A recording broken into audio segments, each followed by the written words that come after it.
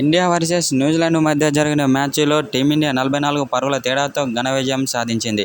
అయితే ఈ మ్యాచ్లో తొలుత బ్యాటింగ్ చేసిన టీమిండియా నిర్ణీత 50 ఓవర్లలో 249 పరుగులు చేసింది. అనంతరం లక్ష్య ఛేదనలో బ్యాటింగ్ చేసిన న్యూజిలాండ్ జట్టు టీమిండియా బౌలింగ్ ధాటికి 205 పరుగులకే కుప్పకూలిపోయింది. దీంతో 44 పరుగుల తేడాతో న్యూజిలాండ్ ఓటమి చెందింది.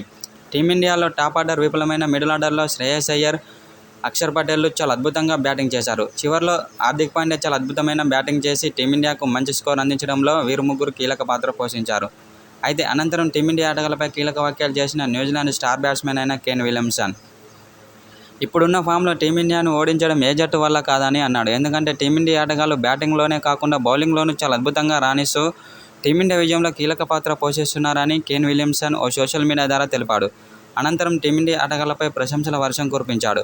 అయితే మేము ముఖ్యంగా ఓడిపోవడానికి కారణం వరుణ్ చక్రవర్తి అన్నాడు. అతని యొక్క బౌలింగ్ దాడికి మా బ్యాటర్లు చేతులెత్తేశారని కేన్ విలియమ్సన్ అన్నాడు. అనంతరం టీమిండియా బౌలింగ్పై కూడా ప్రశంసల వర్షం కురిపించాడు. ఇలాంటి బౌలింగ్ నా క్రికెట్ చరిత్రలోనే చూడలేదని చెప్పుకొచ్చాడు. అనంతరం టీమిండియా బౌలింగ్పై ప్రశంసల వర్షం కురిపించాడు న్యూజిలాండ్ స్టార్ బ్యాట్స్మెన్ అయిన కేన్ విలియమ్సన్.